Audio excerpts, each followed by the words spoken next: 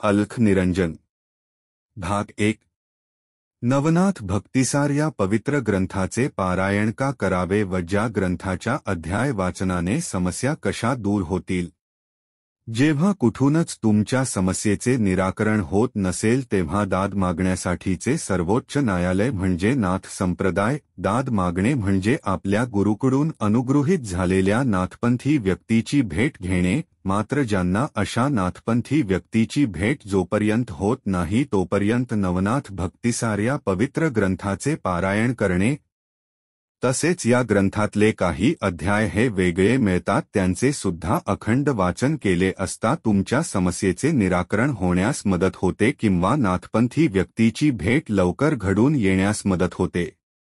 या वेगळ्या अध्यायांचे पठण केल्यास तुमचे समस्या निराकरण नवनाथ करतात असे जाणकार लोकांचे म्हणणे आहे। मात्र श्रद्धा पहाडासारखी मजबूत हवी। त्याचप्रमाणे सुरुवातीला एकदा संकल्प सोडून याचे वाचन करणे गरजेचे ठरते। संकल्प म्हणजे पळीने आपल्या उजव्या हातात पाणी घेऊन आपली मनातील इच्छा आपल्या बोली भाषेत बोलून ताम्हणात पाणी सोडणे। संकल्प म्हणजे आपण आपल्या अंतर्मनाला घातलेली एक प्रकारची साध आहे।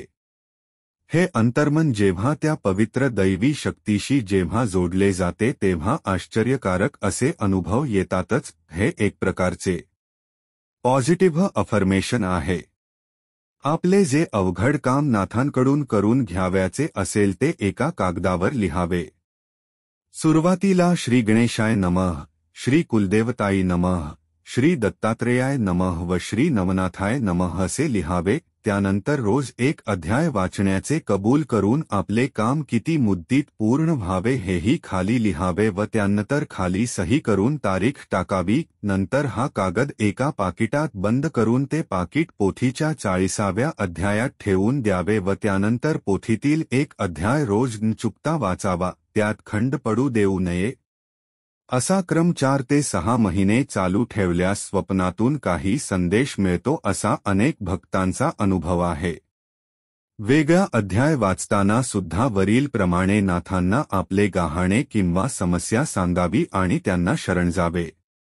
अध्याय वाचन करताना मध्ये उठू नये। अध्याय वाचन करताना समोर भांड्यात पाणी ठेवावे आणि ते पाणी अध्याय वाचन झाल्यावरती घरातल्यांना तीर्थ म्हणून प्यायला द्यावे। उरलेले पाणी पिण्यासाठी वापरायला हरकत नाही। शक्यतो पाणी फुकट घालवू नये। अध्याय वाचनाची वेळ आणि जागा शक्यतो बदलू नये। शुभ दिवस पाहून अध्याय वाचन चालू करावे।